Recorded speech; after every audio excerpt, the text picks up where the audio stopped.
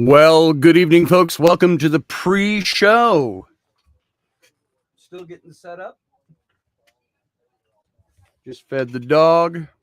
The cat's down there laying on all my cords. Let's hope nothing's unplugged. How y'all doing tonight? This is the pre-show. For those of you new here, first 4 minutes and 25 seconds are just setting up. Hi, Ellie. There's Ellie, the ever-present Ellie.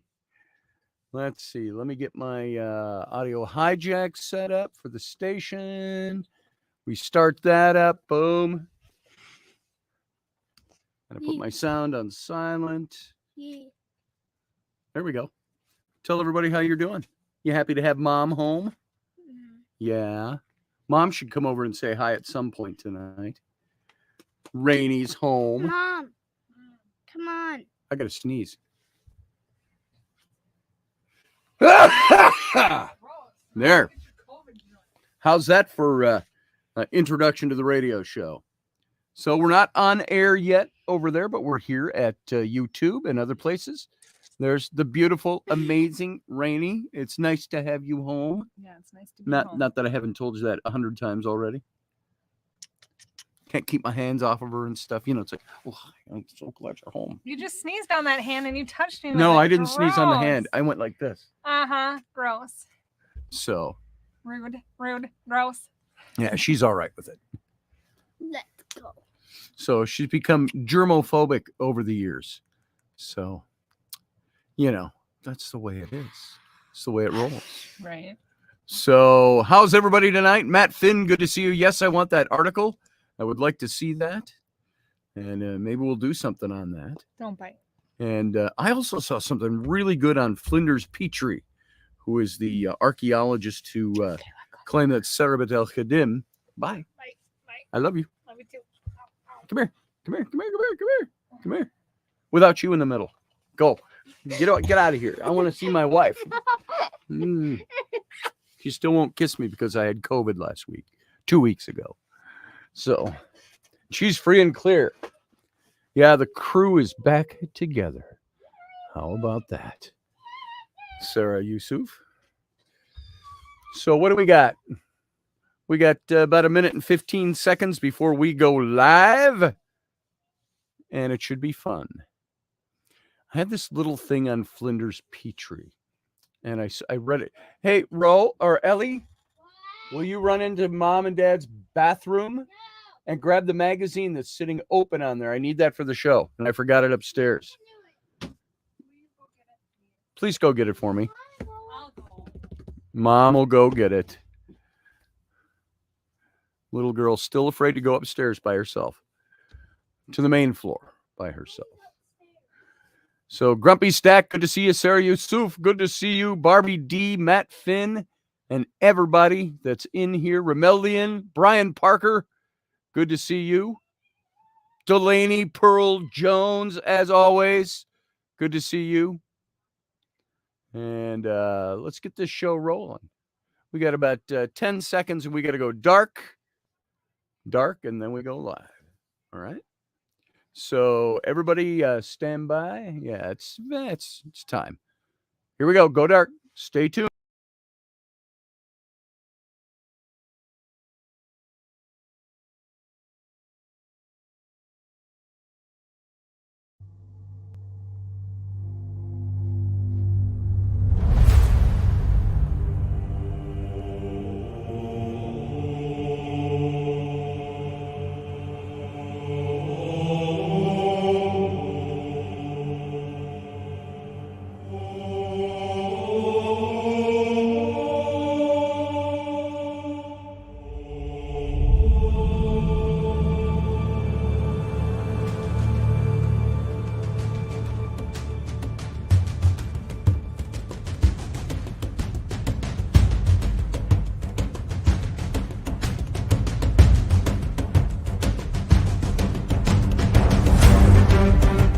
Intrepid radio program with Scotty Roberts. Intelligent talk.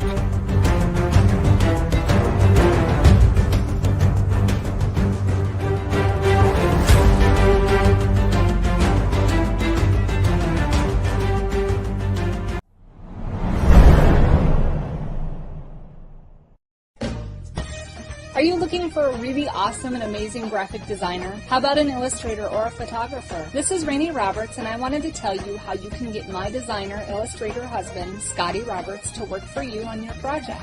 Do you have an awesome self-published book but no cover, or even worse, a cover that really sucks? Do you need a kick-ass logo for your company or some f***ing awesome graphic designs for your ads or website? Then get in touch with my husband for the best f***ing awesome kick-ass design and illustration. He knows his stuff, and he's been at this for more years than I've been alive. Go to ScottAllenRoberts.com. That's Scott with 2 T's, ALANROBERTS.com to take a look at his online portfolio of work, or call 651-468-8115.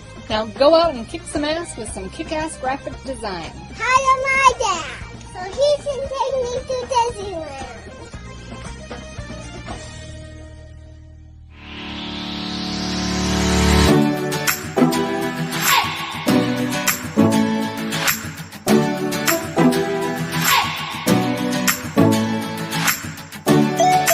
You're listening to the Intrepid radio program with Scotty Roberts.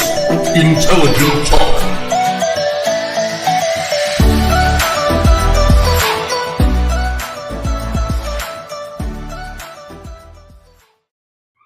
Well, good evening, ladies and gentlemen. Welcome to the program. I'm your host, Scotty Roberts, of this, my show, the Intrepid radio program, right here on the Odyssey radio station. You can go to ODYSYradio.com. It's spelled differently than you spell the word Odyssey. ODYSYradio.com. See all the goodness that's Odyssey Radio. Hear this show every night in its audio broadcast form over on the radio station. How appropriate. And you can also catch the video simulcast of this program in 4 different places, 3 of them on Facebook, 1 of them on my YouTube channel. And that's youtube.com/Scotty Roberts. So come on over, like the program, give it a thumbs up. And also, if you're not a subscriber over on my YouTube channel, subscribe. And if you'd like to go just a step deeper, hit the join button and you can join and become a member of this channel. Click on that little join button down below the window here somewhere, and it'll show you 3 ways that you can become a member of this program. And this program, this is a hell of a lot of fun for me. I love doing this show. There's a few days every now and then I will admit that it's like, I don't want to do radio tonight because I'm tired or something like that. But rarely do I ever skip a show. Of course, I missed a whole week when I had COVID because it just didn't feel like it. So we're playing a little catch up here. And welcome to everybody, by the way, who's over in the chat room, over in the YouTube channel, and also via Facebook. And before we get started, remember, there was some conversation that took place in the link today about this magazine. This is Biblical Archaeology Review. I've been subscribed to this magazine for years. And this is the magazine, the official magazine of the Biblical Archaeology Society. And it's a great magazine if you want to, they're talking about Merneptah here, Pharaoh's Fury. And because there's biblical reference to him. And there's an article in here that very short that I wanted to share with you. And I had it folded out here. And of course, now it's I closed the magazine, so now I got to find it again. So this has great articles like 1177 BC, the collapse of Bronze Age civilization, and how that ties into biblical history. And tonight's show is going to be all about looking into the importance of biblical archaeology. Excuse me, not just the importance of archaeology, but the importance of biblical archaeology and why that's important and why we should pay attention to it. Well, damn it, if I can't find the right page. Here, I just got to kind of flip through this while I'm talking, because I want to tell you a little bit about Flinders Petrie and who he was. I mentioned him as the late 19th century, early 20th century archaeologist. Here it is.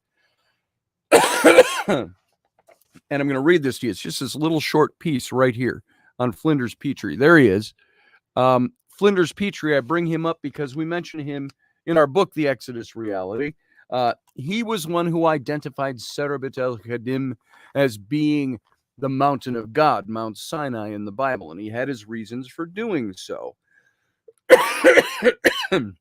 And pardon my cough, I'm not going to hit the cough button because it's too often still the lingering hangovid, I like to call it. The hangover from my COVID. And that's really the worst way it's affected me. It's just this dry cough that's dragging out now for 2 weeks. But this is William Matthew Flinders Petrie.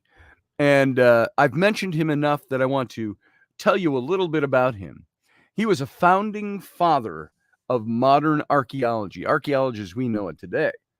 And William Matthew Flinders Petrie lived from 1853 to 1942, so 89 years old when he died. He introduced systematic excavation procedures, and his field work in Egypt and the lands of the Bible served to popularize archaeology among the general public.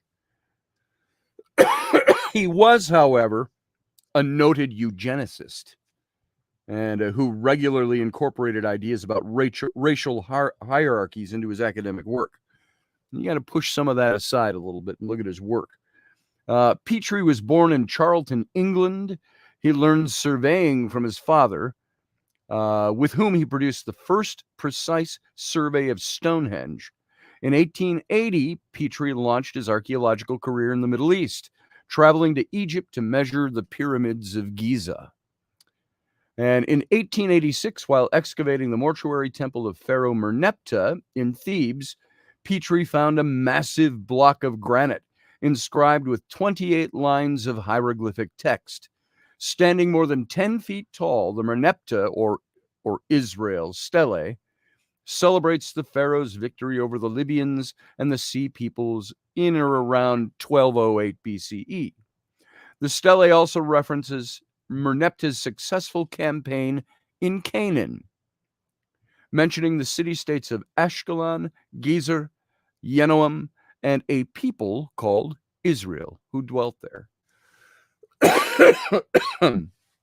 His first Levantine dig in 1890 was at Tel El Hesi, located in the fertile coastal plain of modern-day Israel.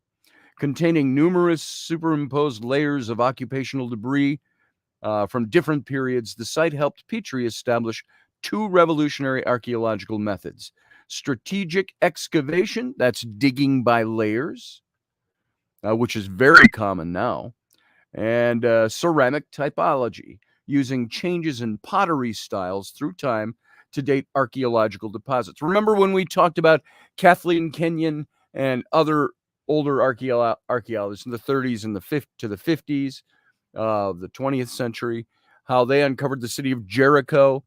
And Kathleen Kenyon, who was a fantastic field worker, actually misdated Jericho.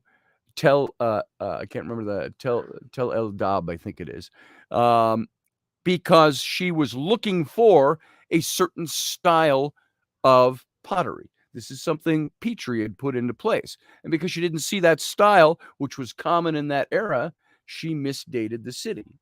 Well, what they did find eventually when they went back there was pottery that redated the city to the destruction around 1400 BCE.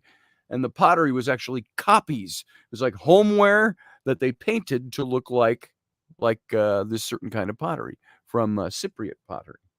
And so pottery became a way to date things, the way the pottery was made, the way it was fired, all of that kind of thing. And so despite having no university degree, Petrie became the first professor of Egyptology at University College in London in 1892. He received a knighthood in 1923, and Petrie retired from fieldwork in 1938 and then lived in Jerusalem, where he died in 1942. He's buried in the Protestant cemetery on Mount Zion. So that's a little bit about Flinders Petrie, who I've mentioned before. And if you are interested, you should go to Biblical Archaeology Society. I think it's bas.org or biblicalarchaeology.org. And if you're interested in this magazine, it comes out monthly. I think they may have gone quarterly, because this now says summer of 2022, volume 48, number 2. So this just came out this summer. You can get Biblical Archaeology Review. And it's not all about preaching Jesus or preaching church stuff or anything like that. It is Judeo-Christian in its base, and there's an importance to looking into the stories of Judeo-Christianity in the Old Testament, which was the Jewish Bible, and in the New Testament. And that's what this magazine will review. Sometimes it will come off with determinations that are very much might be against faith issues. But many times they dig into the faith issues and find out, what does the archaeology and the anthropology of the area tell us? And so it's fantastic magazine. So there, we'll leave that at that. And one of the first things I want to look into, I was going to go into, and I mentioned this last night, I was going to talk about Rahab the harlot, who lived on the wall, they said, according to the book of Joshua, that when they went and they destroyed the city of Jericho, that she was the harlot who let the two men down. They stayed at her place. She lived on the wall, and she let them down from a rope out the window from her apartment on the wall. And there's a very interesting article on that. Maybe we'll do some of that next week. I won't get into it tonight because I got a lot of stuff for tonight. But one of the first questions that came to my mind, and I asked it back in my Bible college days and my seminary days, and was like, hey, watch what you're asking there, buddy. I thought, these are the two spies from Israel sent to spy out Jericho. And where do they end up? They're at the house of Rahab the harlot. And what are they doing at the house of a harlot? I asked. And or a hooker or a prostitute, whatever you want to call it. And then she helps them escape. And so they said, tie a red cord into your window, and when God destroys the city, your house will be spared. And it was, according to the biblical account. So here's the big question, and this is what this article looks at. Maybe we'll take it up a day next week. Was Rahab really a harlot? Or is that a different understanding of that word? It's like when we looked into the virgin birth of Mary, and we talked about Mary. And we said, what did virgin mean? Because it happened to be a word that was used commonly in other places and other countries, other languages, other religions in the ancient biblical world. And it didn't always mean what you thought it meant. So this is the thing about looking into this word. We'll find out. We'll look into that next week. I was going to do that as kind of a primer, but I think it would take a whole show to go into that. So instead, tonight I've got 10 things that I think you should know about biblical archaeology. But I want to start out with the importance, the vital importance of biblical archaeology. And archaeologists are ignoring the Bible, even as more and more evidence surfaces proving the Bible record to be true. Now, I get into some of these conversations with people online about biblical topics, biblical archaeology. And I tell you from the get-go, anytime I get into those kinds, hey, somebody, Matt Finn or Susie Q, if you're over there, you see this 69mega.com. Will you ban that from the chat room, please? That's just somebody spamming our chat room. I'd appreciate that. So I don't have to do it while I'm talking. But I fight that all the time. Comments in the chat room, comments on the videos themselves. Thank you ahead of time. So it was Winston Churchill that said, a nation that forgets its past has no future. Apply that to America right now. Are we forgetting our past? We're trying to wipe out our past. So by Churchill's reckoning, Israel is in danger. Perhaps this might seem a little extreme. Let me explain what I mean by this. To Jews and Christians, Israel's ancient history is the richest history in the world. And it's the primary chronicle of this history, culture, tradition in the Hebrew Bible. And the Bible forms the basis of Western civilization. And in some form or other, it's a foundational religious document for over 4 billion people around the world. Does that mean it's important to look into it? So even in this age of intense secularism, which I think secularism is important in certain cases, like the United States government, we allow freedom of religion, but the government has to be secular. It can't run on any one specific religious point of view. and in order for all of them to be free here. And so the Bible remains the most solid, sold, most owned, most translated, most revered book in human history. And Harry Potter being second in line. If you remember that series we did, Jesus, Potter, Harry, Christ. So many Israelis see and understand the centrality of the Bible very well, but in the upper echelons of academia, among many of those entrusted to teach and to pass on this ancient history to future generations, the scriptures are viewed with utter cynicism and even palpable disdain from some people. Like I mentioned, the book by Karakuni, who I greatly admire and greatly respect, even had a little man crush on her. She wrote that book about Hatshepsut, the woman who would be queen, or the queen who would be king. And when we had her interviewing her, John Ward and I got to the point where I asked her, well, what do you think of Senenmut and Hatshepsut? And she said, well, there was definitely a relationship there. And I said, well, what do you think of the theories that Senenmut is the biblical Moses? And she just immediately, she was like, I don't even go there. It's not worth my time. It's not real. So this is among the enlightened. The Bible is now deeply unfashionable. And of course, modern scholarship finds anything religious in nature automatically disdainful. It loathes with religious fervor what it can't understand. And anything with a whiff of divinity, the miraculous or the supernatural, is anathema to scholarship. And to me, they're cutting off a whole branch of study when they do that. What is the consideration? In an age where we're growing more and more accepting of ghosts and spirits and the supernatural and so on, it's not necessarily crossing over into academia.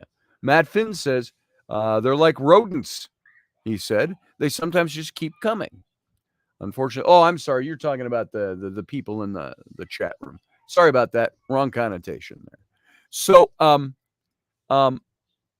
archaeologist Scott Stripling, he's a director of excavations at Tel Shiloh in Israel, and he's a provost at the Bible Seminary in Texas. He alluded to this anti-biblical bias in academia a few years ago, 2019, in an interview with Eve Haro. In the interview, Stripling explained that much of Israeli archaeology has become totally secular. And he recalled a lecture that he delivered some years ago at the Hebrew University of Jerusalem, in which he discussed the Bible and archaeology. And he was speaking to PhD students at the Hebrew University, all of whom loved what was being talked about. Following the lecture, the students told Stripling that he was the first lecturer all year to use the Bible at the Hebrew University.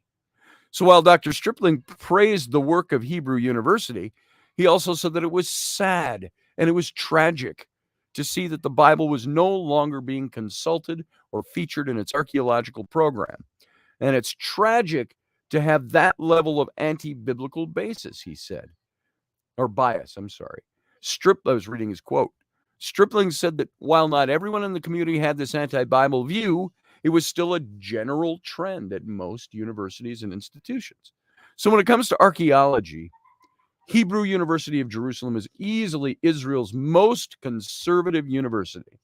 The university was once the world's leading establishment for biblical archaeology. The late Professor Benjamin Matzar, he was a former Hebrew University president. He's known worldwide as the Dean of Biblical Archaeology. Now, however, anti-Bible sentiment is even more virulent across virtually all of Israel's institutions of higher learning. But why does this matter? In going along with this, the vital importance of biblical archaeology, why does it matter that it's become so secularized? And I'm guilty of secularizing myself because I'm trying to strip away the things that we like to adhere to by faith and say, wait, what does this story say? What are the facts here? Then bring the faith issue back into it. So what does the Hebrew Bible, an antiquated religious document, have to do with science? Doesn't the term biblical archaeology itself carry an unscientific preconceived bias? What is biblical archaeology? And is it really that important to the Jewish state today, to Christianity today, to the world in general. So you have to kind of counter the enlightening, quote unquote. Even the definition of biblical archaeology is somewhat vague. And by the way, I mentioned Benjamin Matzar, the late Benjamin Matzar. His daughter, Eilit Matzar, is an archaeologist in Israel, specifically in Jerusalem. She's done a lot of work on near the Temple Mount, which is now you can't excavate there because it's Muslim. It's got the Dome of the Rock there. But she's excavated in the city of David. She's found what she believes is the Palace of David, the Citadel of David. And she's identified these places. John Ward and I even interviewed her on this show, the Intrepid radio program, back in, I want to say 2013 or 2014, which is 8-9 years ago. She got up. She was already up. But our show, no, she got up. Because our show aired at 9 o'clock on Sunday nights. She got up Monday morning, Jerusalem time, which would have put her at I think, the season of the year. We had her in December, I think. And I think that would have made a 6-hour difference. So 9 o'clock, it was 3 in the morning, 4 in the morning, something like that. And she got up and did a live interview with us from Jerusalem and talked about her work on the Citadel of David. She's an amazing woman. She appears a lot in the pages of Biblical Archaeology Review. So even the definition, Sarah Yusuf says it's a matter of interpretation bias, I guess. I think, she said. Having the ability to put location to places seems to suggest validation of a religion. I get that. Or it at least validates the stories that you find in religious texts.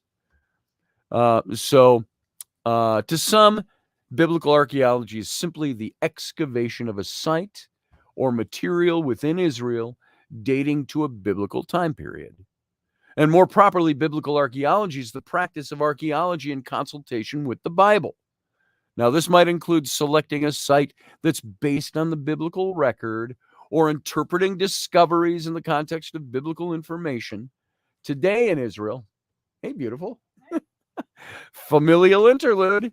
My wife is home. I love her. So I missed her. I am incomplete without you. Oh, wait, that's what you wrote for me to say about you. She's not paying attention to me now. She's ignoring me. She said she's not. So she is, but she's not. So this, of course, this is a far cry from what biblical archaeology once was and what it was designed to be. There's Breasted. I've got a big tome of his on my shelves here somewhere, who did biblical archaeology. At the time he wrote his book in the early 20th century, he said there are over 1,500 sites of importance to biblical texts that have been proven to exist. So anyway, biblical archaeology primarily began as this field of study in the 19th century. And the Bible at that time was still a widely respected book, even among scholarly circles. And at the start of the century, the assumption of biblical accuracy was actually taken for granted by a great number of Western academics. But as the century progressed on, the 20th century, ideas in academia began to change. One of the key areas was the study of origins, in particular, the development of the theory of evolution. Came as antithesis to the biblical accounts. So the landmark moment came in 1859 when Charles Darwin published On the Origin of Species, which we've all heard of in one form or another. And this and other evolutionary research highlighted a divide in the scholarly community. So before long, there were these two general camps, those who continued to respect the authenticity and the usefulness of the biblical account to some degree or another, and those who considered the Hebrew Bible as fable and a hindrance to the purely secular method of science based solely on human reason. So this is the growing divide that was going on, and it was one of the chief reasons for the establishment of the Palestine Exploration Fund, which began in London in 1865, and the debate accelerated a demand for scientific reaffirmation of the authority of the Bible. And this was wrote P.R.S. Murray in a Century of Biblical Archaeology. He said, the Palestine Exploration Fund was not a religious society, though inevitably created under the patronage of the established Church of England. It was intended to provide for the accurate and systematic investigation of the archaeology, topography, geology, and physical geography, natural history, manners, and customs of the Holy Land for biblical illustration. So that's what he said. Now, the Palestine Exploration Fund became the preeminent British organization for conducting scientific excavations and surveys of what was called the Holy Land, and currently remains the world's oldest institution for such research. And though it's now much more low profile in its organization, the fund's creators, they stressed from the very beginning that the organization was not to be a religious one, just like the Biblical Archaeology Society. It's not a religious organization. At its first meeting, the Archbishop of York, William Thompson, stated, "Our objective is strictly an inductive inquiry. We're not to be a religious society. We're not about to launch controversy. We're about to apply the rules of science, which are so well understood by us in all our branches, to an investigation into the facts concerning the Holy Land." So it's common today to hear respected scholars totally dismiss the Bible as a historical source, which is very sad because it's an enormously huge historical source. Yes, there's apologetic in it, as we found when we did our study on David. Yes, there are gaps. Yes, there is language misinterpretation. There is misunderstanding. But the history within the Bible is efficacious, and that does something to establish a certain point of view religiously, as Sarah Yusuf even hinted to earlier than that. I wouldn't go that far, she said. I'm not sure what you're referring to. Agreed, Sarah. The sheeple there need Madonna and saviors. Well, there you go. So this was the genesis of the biblical archaeology movement. And notice it was a complement to science. Archbishop Thompson continued to explain the reason for the fund's creation. He said, "No country should be of so much interest to us as that in which the documents of our faith were written, and the monumental events they described and acted. At the same time, no country more urgently requires illustration. Even to a casual traveler to the Holy Land, the Bible becomes in its form, and therefore to some extent in its substance, a new book. Much would be gained by bringing light to the remains of so many races and generations, which must lie concealed under the accumulation of rubbish and ruins on which those villages stand." It's true even to this day, to a certain extent.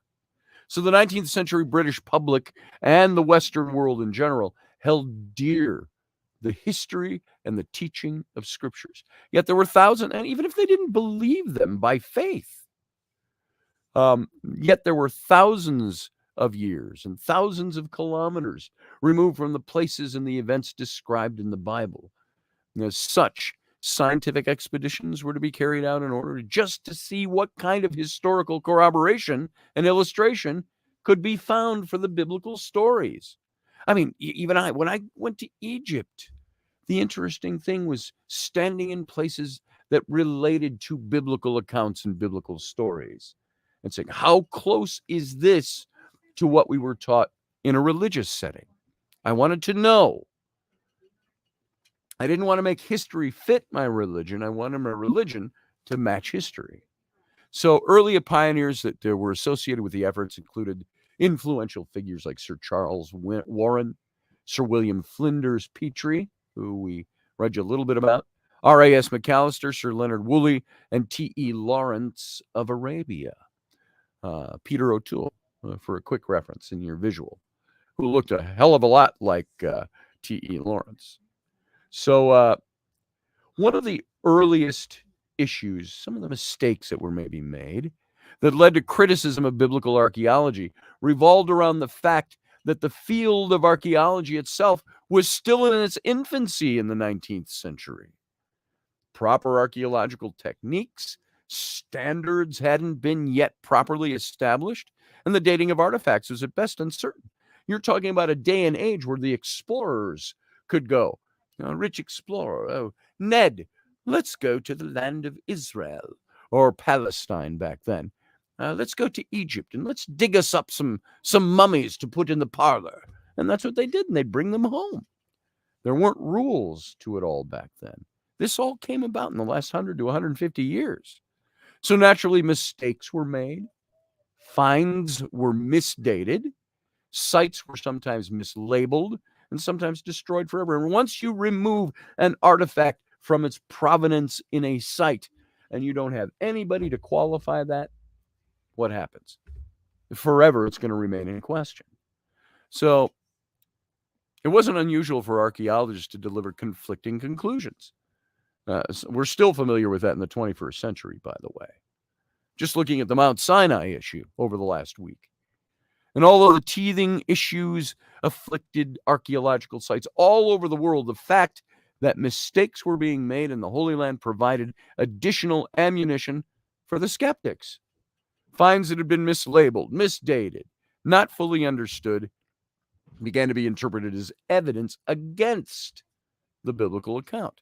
And these sorts of errors were made both before and after the establishment of the Palestinian Exploration Fund.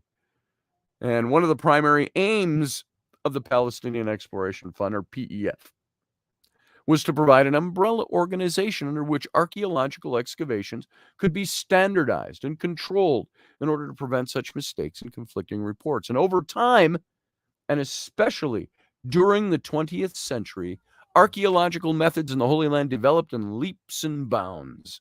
In fact, archaeology in Israel began to set the absolute standard for excavations taking place around the world in different places.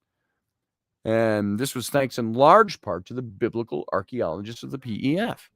Archaeologists such as Flinders Petrie, the father of Palestinian archaeology, who pioneered the excavation of tells and dating by pottery, and with Kathleen Kenyon and the grid, the bulk method of excavating known as the Wheeler Kenyon method.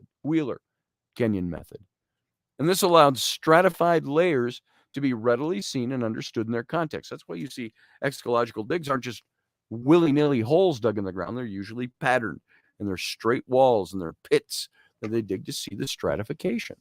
That all began with Flinders Petrie. Now, as technology and experience developed, many of the original mistakes were corrected, and many of the mislabeled items were refit into their proper and biblical settings. So today, archaeology is a very refined science. Archaeologists have at their disposal several proven techniques for accurate dating as well as precise excavation methods. Technology has provided all sorts of new procedures and practices, from wet sifting to non-invasive scanning techniques. Some of the amazing satellite pictures, LiDAR, stuff that's advanced beyond LiDAR, are amazing, even in non-biblical archaeology. But there was as I can attest to in my own life, there was a faith lost. While the science has progressed, there's been no such corresponding progression of confidence in the biblical account. Like I say, I run into more people who want to discuss biblical topics who start by, well, the Bible's all just a fake. It's all a bunch of fables anyway. I go, you buffoon, you fool. You're not really looking at anything. You're just making a blanket statement based out of your ass. So instead of combining the new techniques and the technology with the biblical record, the general archaeological community has grown increasingly secular. And the great paradox of it all is that even as the field has become more anti-Bible, archaeologists have over the last century uncovered literally thousands of biblically related discoveries. There's one I'm thinking of just a couple of years ago. I put a post up on my Facebook about it where they found seals in a small town out in the wilderness in Israel. I don't think there's even people living there now. It's a site. It's an old archaeological site from the Iron Age. And they were seals that were administrative seals, official administrative, like office seals for the court of David, the king of Israel. And people still say, well, David probably didn't exist. Well, I think he did exist. I don't think he existed in as beautiful a picture as he's painted in the apologetic we see in the Bible, but the facts of his reign are pretty intact. And what those seals do, I had somebody go, yeah, well, that's just 2 little seals they found in the dirt. Yeah, those little, well, they were planted there. I said, no, they weren't. They were dated. They were aged. Where they were found. Those one little tiny seal like that, little clay seal, could establish the entire monarchy of David as being a real thing and his administrative offices existing in that town. So ironically, as time progresses, more and more artifacts are being found. And biblical history, and actually, at sometimes contravening Darwinism and other long-held evolutionary views. I won't go so far as to say that's Darwinism doesn't exist. It shouldn't exist. But there you go. We'll talk about that another time. They're going to continue to explore all of these incredible finds in detail. Today, though, the sad reality is that 150 years of secular evolutionary theology and theological renunciation has resulted in the widespread and institutionalized rebuke of the Bible, even as a historical source. So sadly, this is the typical state of mind of many archaeologists nowadays, even biblical archaeologists. In Israel and the rest of the world, there is, of course, a spectrum. Some archaeologists are open to consultation with the biblical record, and a rare few consider it a credible source. Most, however, are to some degree, hostile to the biblical as a credible source. But there's a scholarly view here. Due to this innate prejudice, many scholars today, even many biblical scholars and archaeologists, spend their careers attempting to disprove the Bible. Now, when I go about setting and saying, look, there's a gap here, there's a question, there's a problem with this text, I don't know if I agree with this. It's not because I'm trying to disprove the biblical text. It's because I want to know the answers. Why does the biblical text say this? And why does archaeology seem to say this or history say that? And so it's really common to hear respected scholars today dismiss the Bible as a historical source. Consider, for example, this remark from a biblical scholar, Niles Peter Lemech. He said this. He said, "We know that the Old Testament scarcely contains historical sources about Israel's past. It is simply an invented history with only a few references to things that really happened or existed." End quote. So remarks like this are destructive. People naturally look to, respect, believe the experts. So most people, hey guys, doing radio. I don't care. You keep talking. Keep your mouth shut. Thank you. Tough love. Remarks like this are destructive. People naturally look to, they respect and believe the experts that either establish themselves or are established in their fields. And most people don't have either the time or the specialist education to understand many of the complex excavation reports or dry academic papers. You look at John and Maria's site at Gebel El Silsila. Fascinating, amazing archaeological data, historical data is coming out of that. But if you read their report, it's as dry as a bone sometimes because it has to be more clinical, scholarly, so on, academic. So being there, seeing it, touching it, walking in it, handling it, that's all different. So they naturally rely on scholarly interpretation for all of these things. So most people aren't aware that there's often prodigious disagreement among these scholars, or that they have a tangible anti-Bible bias. And it goes without saying that Lemech's remark is utterly contradictory to archaeological evidence.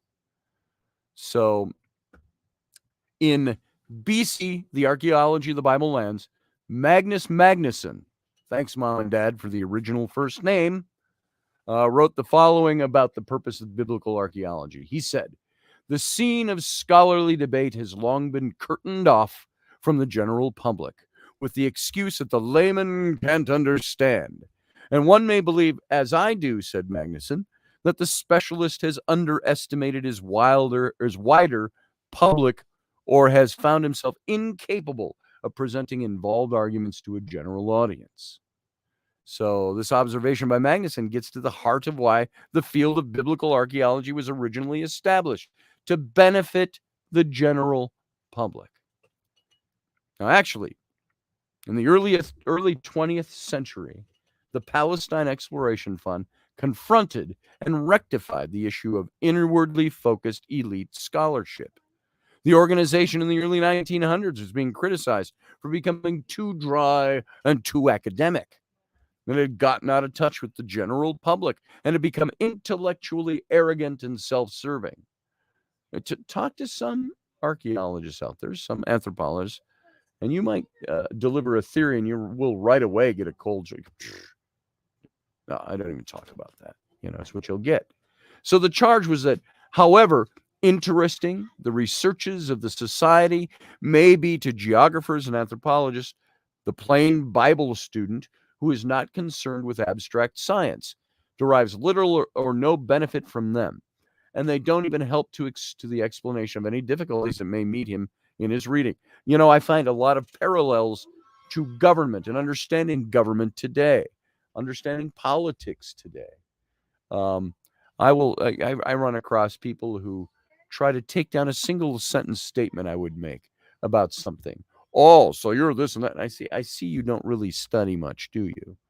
You don't want to be mean, but you go, look, if that's your position, you obviously are not connecting any dots. You obviously aren't looking at anything. This is the same thing that went on in biblical archaeology. So Robert McAllister, he's an Irish-born archaeologist and the director of excavations for the PDF from 1901 to 1909. He took this critique to heart and subsequently published a popular account of his excavations. He also published interesting, readable, seasonal reports for the general public. Why do you think John Ward and I wrote this book on the Exodus? And I hold this up again only because most of you already know about this book. You know about what we did. Why do we make it buddy book like Hope and Crosby, on the road, doing all the stuff we did other than the fun, making mud bricks and smoking cigars? And why do we put all the pictures in it? Why do we write this book? It was to make this topic, that is a scholarly academic topic, something that is enjoyable to the general public. It's not a thick academic tome, although there's academia in it, scholarly information in it. It is a book that is meant to be something people can enjoy. And so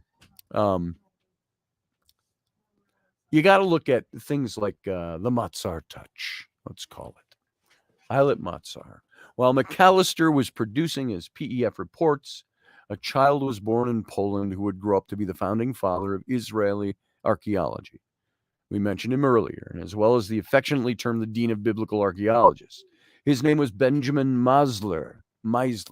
He changed his surname to Matzar after he immigrated to Mandatory Palestine in 1929. And in 1949, when Israel became a state, less than 1 year after Israel became a nation, Matzar was granted Israel's first excavation license. Now, Benjamin Matzar was best known for his archaeological methodology. According to his nephew, Amihai, Amihai, Matzar, another eminent archaeologist, Professor Matzar's main contribution was the synthesis of biblical and archaeological research. He laid the foundations for integrative research that combined the study of archaeology, the Bible, ancient Near Eastern sources, and historical geography. Now, Matzar was both president of the Hebrew University, and he was a professor of biblical history and archaeology. And he was largely responsible for Hebrew University becoming the world leader in the field of biblical archaeology. What better place? Hebrew University in Jerusalem. So Professor Benjamin Matzar remains one of Israel's most famous and well-respected archaeologists. And while this pioneering work in the biblical archaeology has today become unfashionable in scholarly circles, one archaeologist in particular holds fast to his legacy. The woman that I told you about is his granddaughter, Eilit Matzar. Like her grandfather, Dr. Matzar deeply values both the scientific method and the Hebrew Bible. Dr. Matzar has said multiple times, I work with the Bible in one hand and the tools of excavation in the other, and I try to consider everything. Now, as I mentioned, she worked on the Citadel of David. She remembered that David went, I think it was, he went from the citadel down to the palace, was the wording, or from the palace down to the citadel. And it was literally so, she found. Just that little tiny bit of information in the biblical account went down to, she found that the citadel was down below the palace, down the slope. So he went down into the citadel from the palace. So the fruits of her approach speak for themselves. Dr. Matzar is responsible for some of the greatest archaeological discoveries made in Israel, including the Palace of King David, a gigantic Solomonic-era gatehouse and tower, an enormous Solomonic well, and a portion of Nehemiah's wall of Jerusalem, if you know anything about the history of that in the Bible. There have also been many smaller finds, such as the personal seal stamps, the bulle, of King Hezekiah and Isaiah the prophet, the bulle belonging to the two biblical princes and enemies of Jeremiah, Jehucal and Gedaliah, the oldest piece of writing ever found in Jerusalem, the earliest alphabetical inscription found in Jerusalem, and possibly in all of Israel, and the largest vessels ever discovered in Jerusalem, possibly the largest year 4 revolt coin hoard ever discovered, and one of the 3 largest gold hoards ever discovered in Israel. So Matzar is an anomaly in Israel's archaeological community. She's a lightning rod for debate. This is why she had so much fun coming on our show. On this show, despite her staunch commitment to the scientific method and strict adherence to the proper archaeological practices, Dr. Matzar is often viewed with great cynicism. Why? Why? Herschel Shanks, who's the former editor of the Biblical Archaeology Review, this magazine I told you about, explained, no one would question her professional competence as an archaeologist. Her chief sin, however, is that she is interested in what archaeology can tell us about the Bible. That's her chief sin, he said, making a reasonable judgment about archaeological evidence as it relates to the Bible. And in some scholarly circles, this is considered unscholarly. If the judgment she made related to something other than the Bible, no one would give it a second thought. Only a finding related to the Bible brings such oblique down on the head of the leading archaeologist. So I have a lot more information here. I want to end this tonight because I've only got a few minutes left. Behold your God. I talked about my personal faith the other night. Listen to this. And so here we are now, 2021. Currently, 60 individuals from the Hebrew Bible have been independently proven through archaeology, including kings, pharaohs, princes, governors, officers, priests. I think Senan went back there. Biblical archaeology has confirmed dozens of biblical cities, as well as the biblical events that happened within them. It's been verified. Everything from biblical civilizations and major conflicts to minor skirmishes, cultural customs, dietary details, clothing items, architectural elements, and even common sayings. The plethora of discoveries attests to the accuracy of the biblical text. So how can we then turn around and neuter our archaeology of it? How can we afford to cast aside such treasured, important cultural history? To excise it from the classrooms, the excavation fields. Of course, the responsible archaeology doesn't read into this, his finds, any more than what's there and what is logical. As Dr. Matzar says, we must let the stones speak. And so they do. For the stone shall cry out of the wall, says Habakkuk 2:11. Across Israel, the stones of archaeological excavations are crying out of the walls in harmony with the biblical account. From Jerusalem to Samaria, Dan to Beersheba, and those stones carry a message that needs to be taken beyond mere academic circles. The many regular Joes and the volunteers that work on these excavations in the Holy Land hear it. It's a sort of supernatural, spiritual message coursing through the earth, through the walls, through the artifacts. A message of that the prophet Isaiah encapsulated in Isaiah 40, verse 9. O thou that tellest good tidings to Zion, get thee up into the high mountain. O thou that tellest good tidings to Jerusalem, lift up thy voice with strength. Lift it up, be not afraid. Say unto the cities of Judah, behold your God. Live long and prosper, radio audience.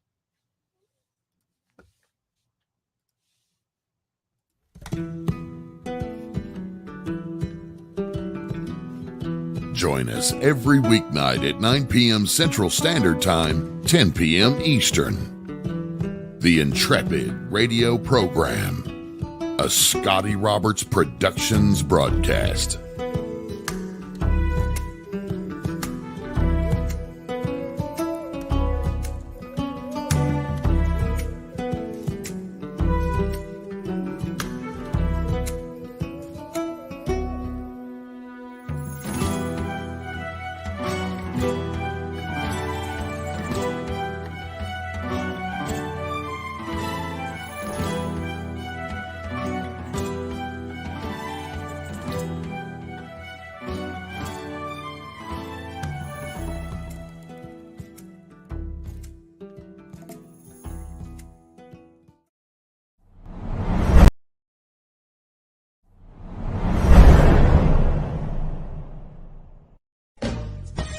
Are you looking for a really awesome and amazing graphic designer? How about an illustrator or a photographer? This is Rainey Roberts, and I wanted to tell you how you can get my designer, illustrator husband, Scotty Roberts, to work for you on your project. Do you have an awesome self-published book but no cover, or even worse, a cover that really sucks? Do you need a kick-ass logo for your company or some f***ing awesome graphic designs for your ads or website? Then get in touch with my husband for the best f***ing awesome kick-ass design and illustration. He knows his stuff, and he's been at this for more years than I've been alive. Go to ScottAllenRoberts.com. That's Scott with 2 T's, ALANROBERTS.com to take a look at his online portfolio of work, or call 651-468-8115. Now go out and kick some ass with some kick-ass graphic design. Hire my dad so he can take me to Disneyland.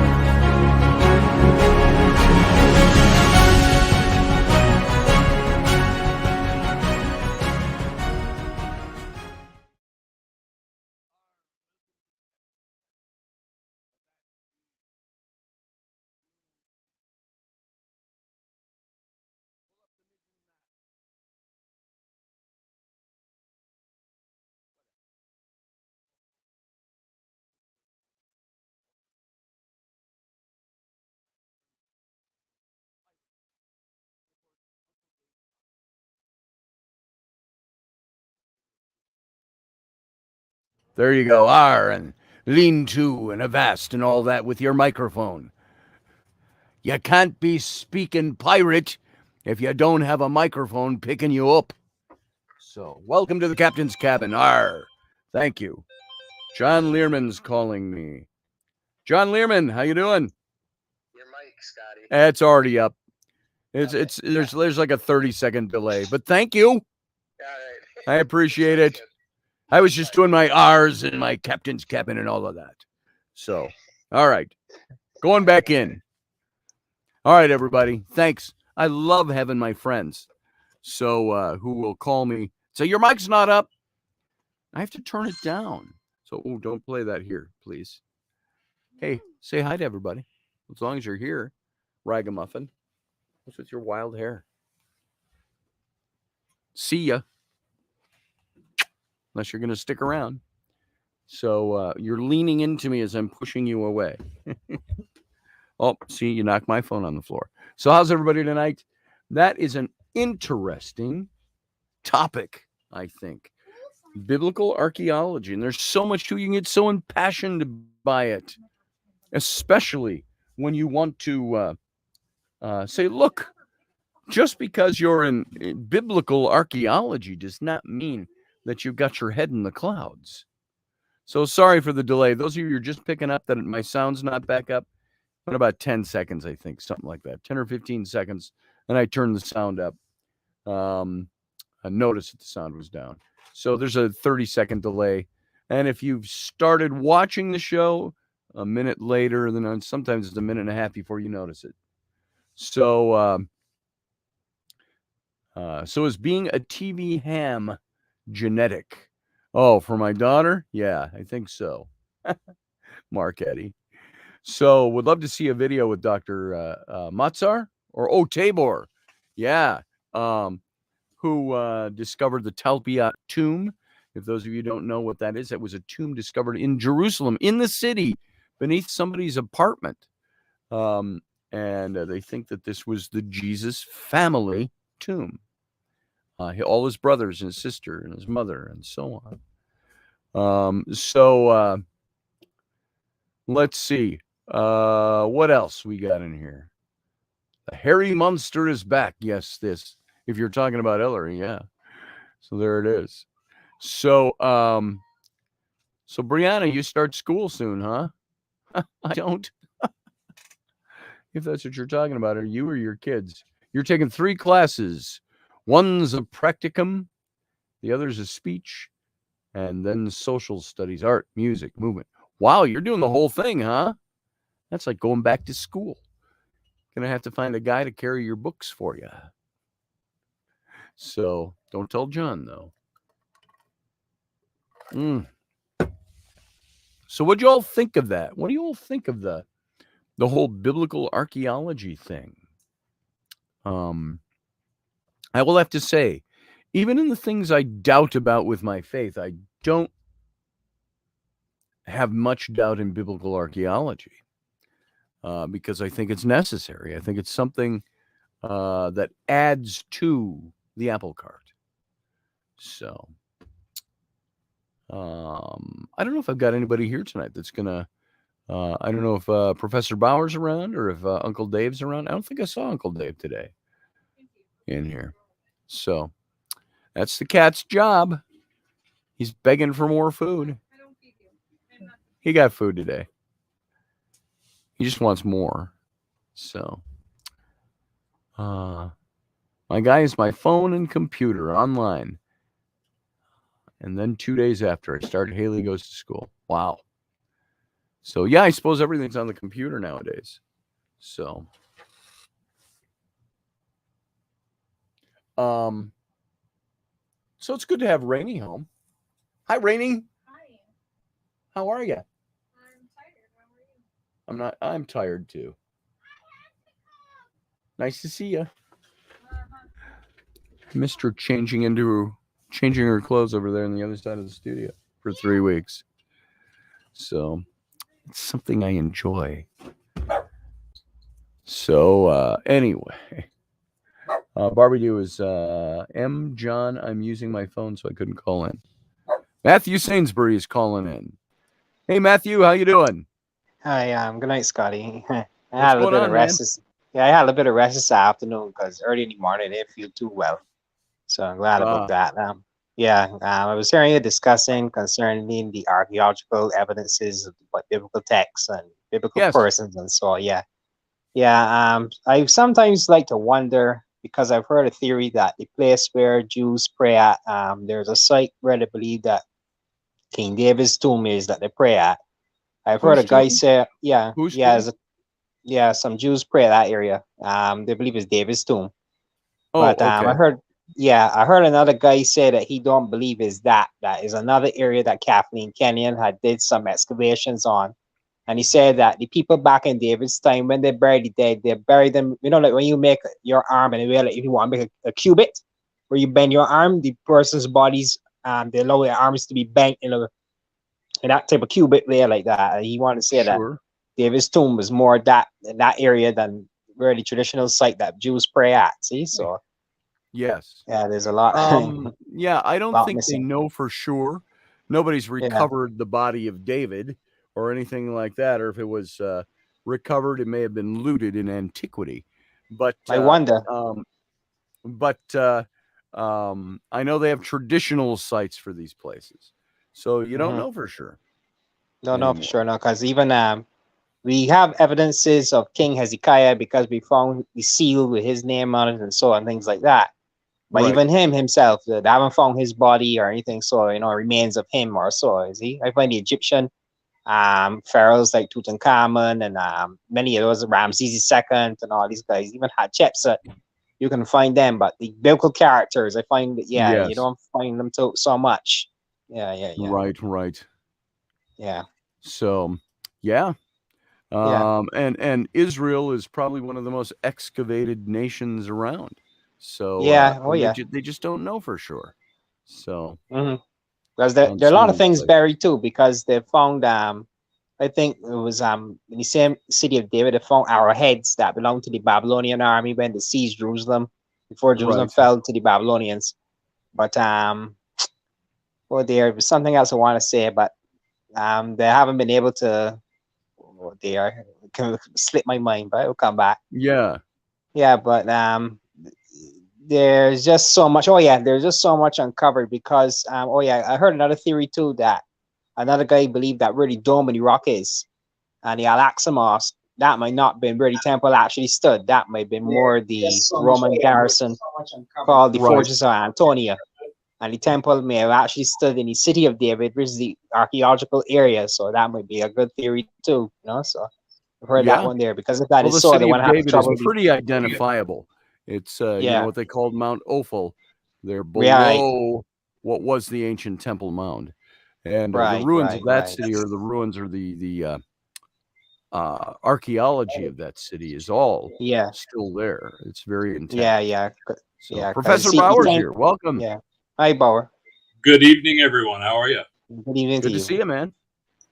I was sitting on the deck listening to the local high school. It sounded like their first game of the football season, and they were whooping it up hard.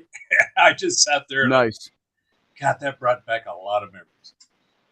So they're having football games already? Well, I suppose it's toward the end of August. So well, we're already in the second or third preseason for the NFL. Yeah, that's true. There's been some which I haven't paid any attention to this year. Last year, the NFL came back for me, and it was just a magnificent year. As a sport, as a fan, I grew up in LA when it was the Los Angeles Rams, and they were in blue and white, and one of the best names I've ever heard in just about anything. You could apply this guy's name. The quarterback, his name was Roman Gabriel. Oh, yeah. And he was amazing. Roman Gabriel. Matthew, I'm going to let you go. Yeah, no problem. Sarah coming in. Good to call in. Thank you, Matthew. I appreciate it, brother. Thank you. All right. So it's me and two talking discs on my screen. So. Good evening, Sarah. Hey, Sarah. Evening, guys. How you doing? I'm all right. It's Friday, finally. Yes. Now, do you work like a Monday to Friday job? You have oh, thank God it's the weekend thing going on? It's half and half because like a lot of my work is time based. So it's like, oh no, we're getting a little bit more closer to deadlines. So you know how that goes. Sure. To get prepared for end of the year. Sure, But I get it. yeah, this topic was pretty interesting. I was having some pretty interesting conversations with everybody in the chat room about. I saw some of that. I had so much I wanted to get through before the end. I cut it right to the last second too. I think the radio audience. I'm like, and hey, radio audience, live long and I was out. So. Yeah, so but I mean it's interesting, you know, biblical archaeology, because you can look at it at different perspectives. It's also, you know, you're presented with, you know, data and things that are right in front of you, and how you interpret it can be taken into, you know, multitudes of directions. You can look at it biblically, you can look at it with a more secular perspective and all that. But I mean, it's also going to be a matter of I guess with biblical archaeology, it's supposed to be adding validation to the biblical narrative for people, you know, that that certain things, you know, not just adding validation, I think, but it's well, I suppose maybe there's not a different way to put it. It's, to me, it was always one of saying it doesn't necessarily prove the faith stories are true. It proves that the events that the faith stories are wrapped around actually happened. That many of the personages you see actually lived, were actually there. Now, well, I you mean, take a story. Go ahead. Yeah, it does two things. One is it provides, you know, for the audience, it provides a frame of reference. So, you know, you said, okay, it's like this battle was like this, or that like this person was like this, and then, you know, also, you know, in the Bible especially, it mimics, it can mimic, I suppose, instead of taking a literal interpretation that, you know, Jesus spoke in terms of parables. So this could be like another form of, you know, creating that connection into a parable, but, you know, people can understand. Because the majority of the audience, I mean, at this point, is not highly educated either. You know, you have to think of the audience in terms. So he said, oh, it's like, you know, what they can relate to. It's going to be relative to you know, the location and whatnot. So right. Yeah. And Professor Bauer, I was very interested. I'm glad you came in. I was interested in your take on this. You and I, we've flippantly referred to our little years-old debate on the Abydos lintel. So, but what do you do with archaeology when you find that something? What is the, not you personally, but everybody? What do you do with a story that has been thought to be a story, and then there's archaeological evidence comes along and proves that, hey, that's not a story, that actually happened. Now, can you prove God was responsible for it? It was a miracle, or can you just prove that, hey, that story, that thing, the place existed, the people existed, the name of the king existed, this existed, that existed. It's all been proven archaeologically. Now, what does that do then for a person of faith? I think it bolsters their faith. For somebody outside the faith, they can ignorantly say, oh, well, it's all just a myth anyway. It's ignorance after that point. They don't have to necessarily believe the faith story, but there's that. There it is. It's laid out before you. There's been so many instances of that in biblical archaeology. Well, what struck me as you were going through the explanation and the history of, you know, how you were interpreting this, and the skullduggery, the nefarious nonsense, the who did what to who, and what record do you have? Basically, you know, it gets down to just like everything else. What is your empirical data? What is the empirical reality? And how do you assemble those little data nuggets and create some kind of framework that makes sense to you? And that's just in general. But the thing that struck me was what you were describing is just one of the many, many fiefdoms within science and within the delineations, such as archaeology really isn't a science. It's a collective of stuff, and you don't get a degree in archaeology. You have geology and paleontology or what other disciplines that then are used collectively for the term archaeologist. Okay? So that's number one. But those fiefdoms that you described have been going on in the general archaeology, whether it's biblical or whatever delineation or particular silo you're looking at, has been going on for at least the last 200 or more years. In the last 200 in particular, we've got examples, just plentiful across all the scientific disciplines. It doesn't have to be in the earth sciences. It can be even in the quantum and the string world. There's all kinds of hijackery and foolishness and a lot of sanctimonious positional authority from those who have been given pieces of stamped paper from institutions that have been recognized for their delineation that they've foist upon you. That's a long way of going around and saying it's all so hijacked that if you don't step back and look at it as objectively as you can, it's real easy to get caught into those little tornadoes and those little whirlwinds of mind nuggets being flopped around. And, well, this is what it means about this, and this is what it means to them, and that, and everything else. I mean, you go back, you've heard of Virginia Steen McIntyre, right? Yes. Okay. Just a perfect example of, and this is just pure geology and straight up science. She did a dig, for those that are not aware of who she is. She's an archaeologist. She was working on a site in Mexico, northern Mexico, and uncovered 250,000-year-old, scientifically, repeatedly proven, not only human remains, but the settlement in Mexico. And when they finally submitted it, they said, well, that just can't be. The powers that be said to her. And they said at most it's 25,000. So because she stood behind her data and her proof, which was scientifically proved, she was then tossed out of the entire community of archaeological science and researchers, and her entire career in that ended. Now, this isn't of the same nuance that has the theological component that you've been talking about as far as the Bible is concerned. And, finding artifacts and physical evidence that gives provenance to the stories that are in question, right? Did these places really exist? I mean, and so on and so forth. I mean, and these people. There's a lot of individual nuggets of information that you can cobble together into a narrative and a story that says, this, like Sarah was saying, if you find what fits and then you tailor the rest.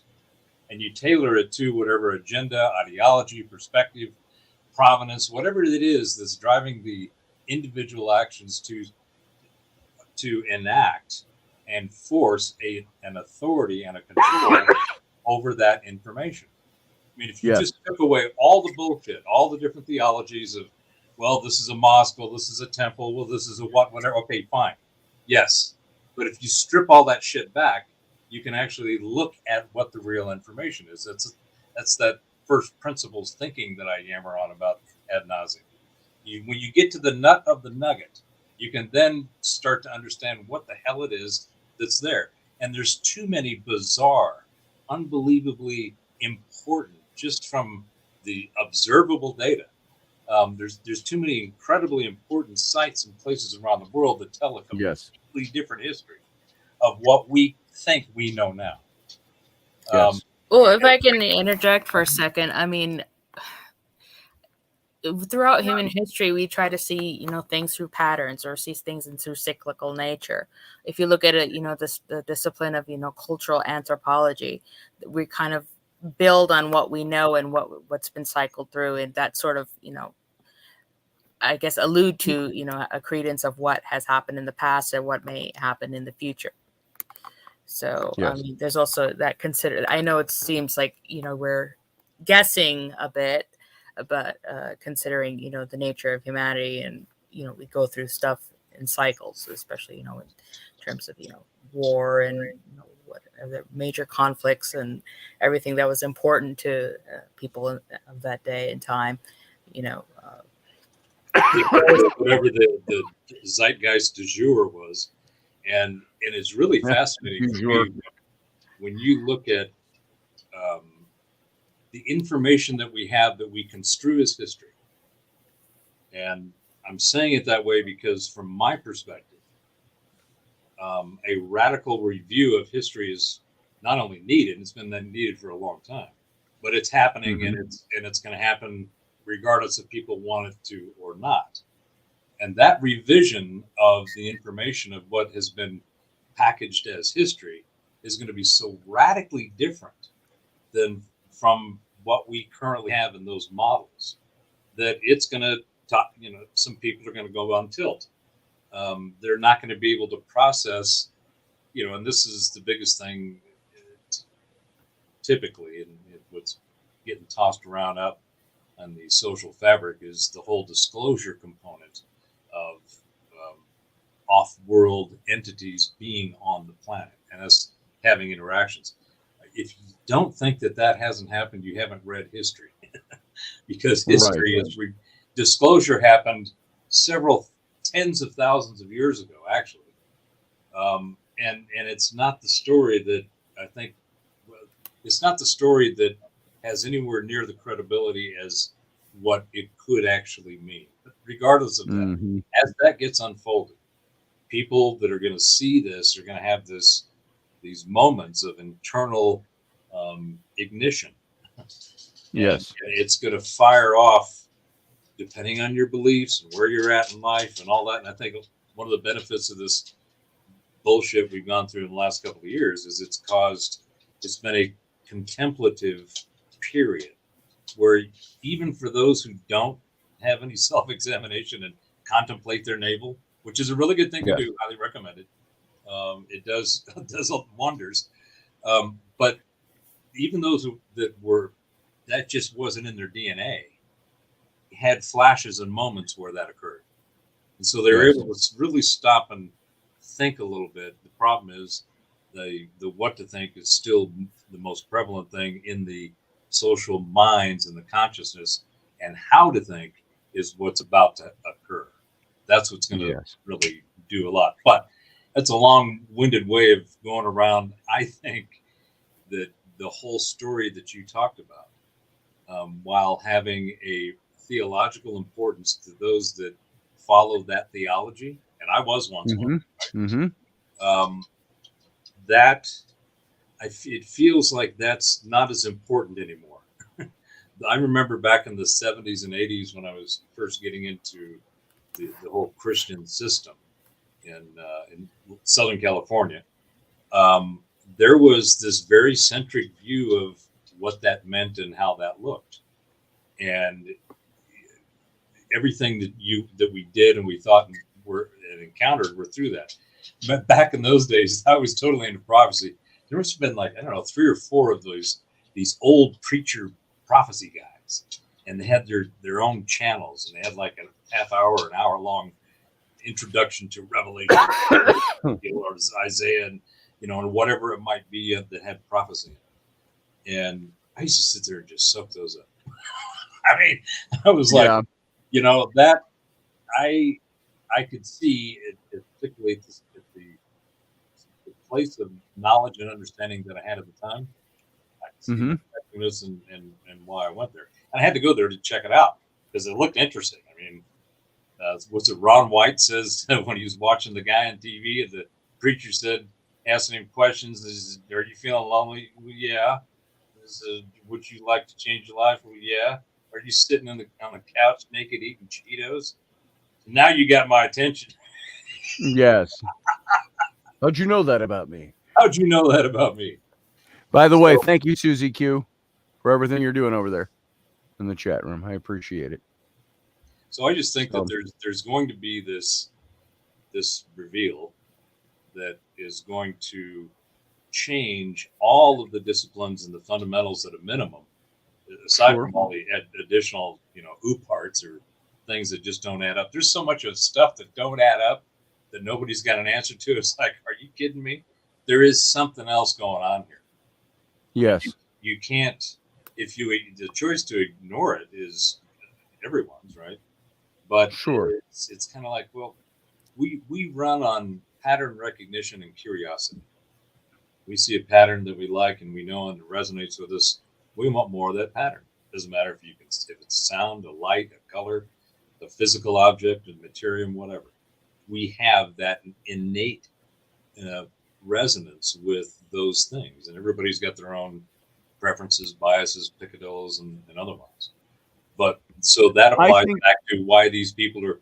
Why do you call it biblical archaeology? Well, because I've got a book, and I've got a place, and I'm trying to line up some stuff here. Well, sometimes I think it's just the idea that he would be like, how would I react if I heard, no offense to you, sir, if I heard Islamic archaeology or Quranic archaeology? I'm sure that exists within Islam. That doesn't have as much pull for me for obvious reasons. I was never part of that faith group. Right? You could even go even simpler. I mean, instead of saying, that specific, go back to monotheism. I mean, yeah. I mean, if you could even go back to the rise of monotheism, that was a major paradigm shift. And then, like Professor Bauer is saying, we're due for another one, which we're probably overdue for another one. Right, probably overdue. But but there's also these overarching themes or experiments or whatever you want to call it in terms of major shifts in global consciousness. So well, the old sun, soul are light and warmth, which are the two things that make I've heard we've only got 2 billion years left of it. So. Oh yeah, well, that all depends, and that's one of my favorite subjects is catastrophism. And looking at the cycles and the data that people like Schock and Hancock and Carlson and many others have just done an amazing amount of incredible work and analysis. And you look at these metrics and these cycles, like Sarah was talking about, there's an incredible pattern of these things that, at least with the data we have, it's on the empirical little e edge, if not a full-blown cap. And so when you look at that data and then you look at a bunch of additional data that is new, for example, the last 150 years, 200 at the outside, there's more information collected and created and now collected and available of how people actually were than ever before. Everything else was, carved onto a rock, painted on the skin or in a cave or made in some amulets or some type of decor. But that gives you a visual reference to as much of a degree as it can. But it doesn't give you anywhere near like the photographic and the audio, video side, and the actual total amount of information on humanity right now is ginormous, and it's only going to increase. But that's going to be depending on the survivability of data, depending on what's to come. Because one good EMP blast and everything's gone. And that was the point I started. I was going to go down. Was this Soul has been really active this week. We've hit KP7 at least twice, and we've been up in the 5-6 range on a regular basis for the last 3 or 4 days. Today was a fairly significant solar wind event along with CME. Those things are going to continue, and even in Schock's work and the other guys I was mentioning, the end of the Younger Dryas, the end of the last ice age, was roughly in the 11,800 year period. There are regular cycles that go back in 12,000 year increments that are demonstrable, that they're definable, they're repeatable. You can look at them and everybody goes, yep, objectively, that's what that data says. So we are at the ass end of this next 12,000 year cycle. And there are things like we can't see, and this is what's so important. What we can see and find is incredibly important because that's empirical, it's right there. But there's things like these cosmic waves. There's a galactic super wave, a scalar wave, which is what they think at this point, is we are entering into the front edge of that wave. they've been able to detect what they think is its origin from the center of the galaxy. And they're going, okay, we're entering this now. And it's big, it's ginormous, it swallows up the 25 stars that are in the same general area as our system, that are in a kind of a group. Mm-hmm. And everybody's getting hit. Betelgeuse's going off. Aldebaran's starting to fire up. I mean, so those kinds of things, we wouldn't know about those things if we didn't develop the technology and the tools to go see those frequencies, right? And those frequencies are the things of how our senses function. So when we look at archaeology and you go, well, you know, every time I swear, Scotty, I just drool over your pictures and your stories of being over there. So I'm like, I would love to be there and just being able to be in that environment and that energy and being able to touch it. Oh, yeah. See it. Oh, my God. It's sometimes just being there. Now, that, of course, you have to ask yourself, is that the energy of the place, or is that the energy of my psyche that's making that happen? That's a yin and yang going on right there. Yeah, because I'll be places and I'll have experiences and I'll feel certain things. And Sarah, maybe you've experienced some of this too. And you walk away from that and you go, wow, that was amazing. That was palpable. And then a while later, you got to ask yourself, was that something about where I was? Or was that something about the knowledge I possess about that place? And it affects the emotion. It affects my psyche.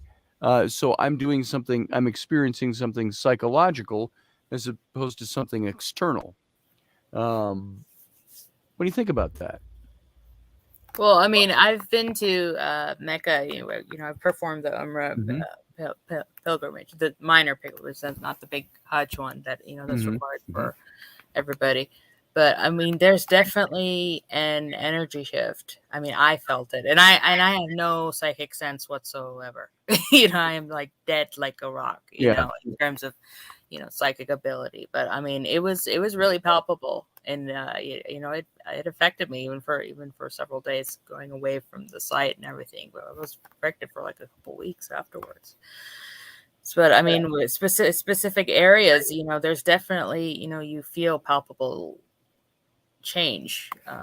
Even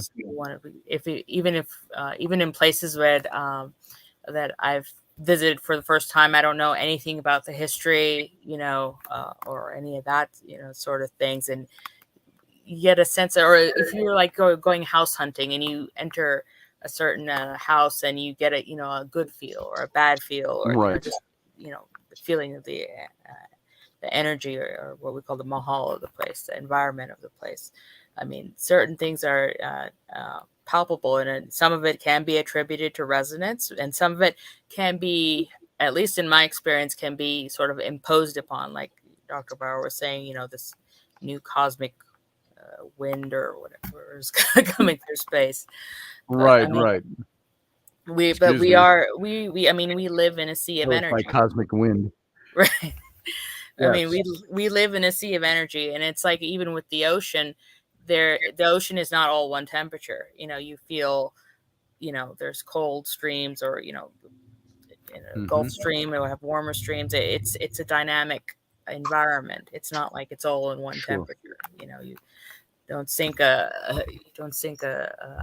iceberg into, not a glacier into the ocean and it'll refreeze. It's not part of that whole nature. But to go back to the cycles for a second, aren't we like due for a big geomagnetic shift? Like south is supposed to become north and all this stuff coming up as well, probably in the next. Professor Bauer, you could probably answer that. Yeah. I don't know. Actually, there's some very interesting, that again, in the category of things we can't see but are really important. We have a geomagnetic field that protects the Earth, right? It deflects. It makes the compasses work and all that. Yeah. Right. Pointing magnetic north. Yeah. So according to the data that they've collected over the last 100 years, our magnetic shield has weakened by over 20%. So that means we have less of our force field to protect us from whether it's a solar flare, CME, cosmic rays. All of that has its 20% decreased from the measurements that we've been taking. That's back about 120 or so years. We also have the poles moving. North Pole is heading to Siberia. It's on about a 40-kilometer per year movement. Came out of Hudson Bay and it zigzagged around, and now it's making a straight shot for the last decade, straight across the Arctic Circle. The South Pole has actually moved off of the Antarctica continent and is now out at sea. Yeah, I've heard that. So I'm it's trying to think. They're saying Alaska is warmer in the winter than it is here in Minnesota and Wisconsin. I find that a little difficult to believe. You'll have to ask Rainey on that. She was up there last week. It was like 64 or 49 degrees there this morning. So is that warm like 85 here? So yeah. So I mean, it's shifting. I mean, I don't know in the summer if it is, but yeah, make the birds confused. I mean, they'll probably all end up in Russia. So trying to north, trying to find you because they use exactly their sense of direction. Siberia is dropping. All roads lead to Russia. So Scotty, you're familiar with Hapgood, right? With what? Hapgood and his work on the crustal shift. Vaguely, very vaguely. Nothing I've taken to heart and studied. So Charles Hapgood wrote, I can't think of the name off the top of my head, but it was similar to Velikovsky's and out around the same time when Velikovsky did Worlds in Collision. But Hapgood's book was on the crustal to tectonic shifts, the mantle of the Earth. And the foreword to his book was written by Einstein. And Einstein said, hey, this guy is... Nice guy to do a foreword for your book. You think? So his whole concept is that when we go through whether it's an individual or a collective series of events, like a pole shift with a CME, the magnetic field just completely flipping, just very traumatic, catastrophic events that can happen simply because of the nature of the solar system and the Earth and where we exist, right? It has nothing to do, it doesn't matter, and it could be, obviously a bolide that breaks up. Remember Shoemaker-Levy 9 back in the mid-90s? That comet that broke up and slammed into Jupiter?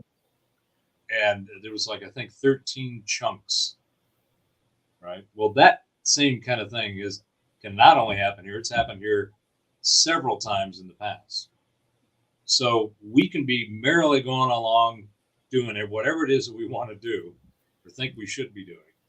And out of nowhere, an EMP or CME, some kind of scalar wave in a gamma form, or a bolide, or all of them can hit and take us out, cause a serious amount of shit.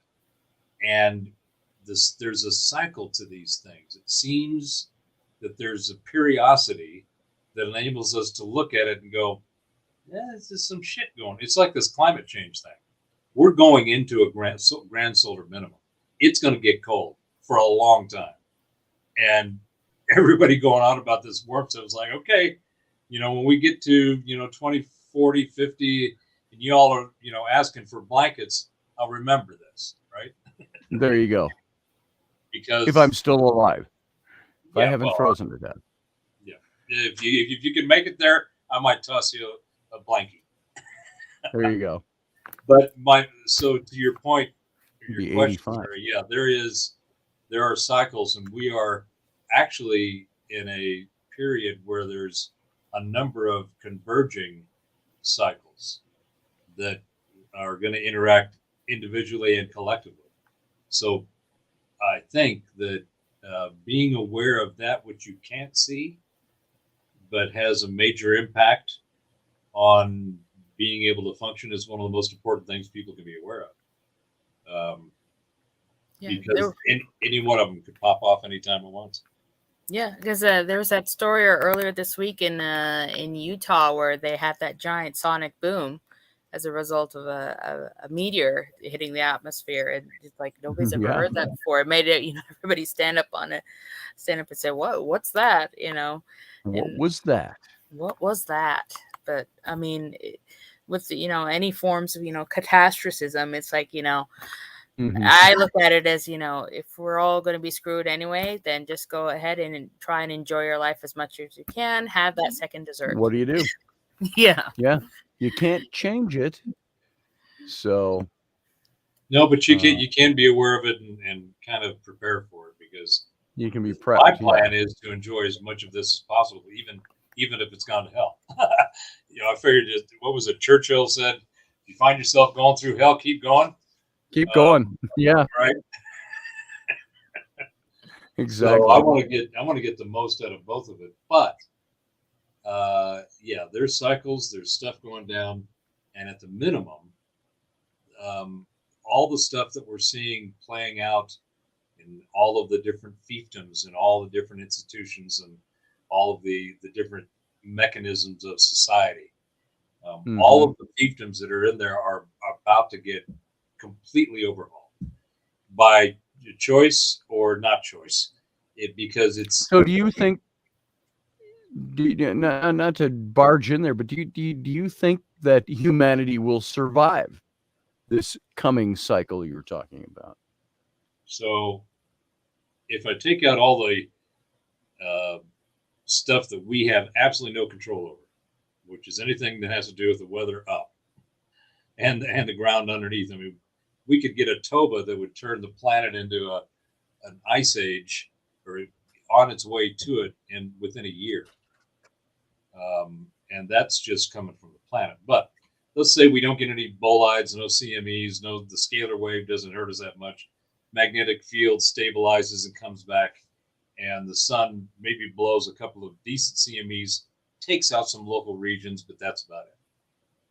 That's, to me, kind of how it feels.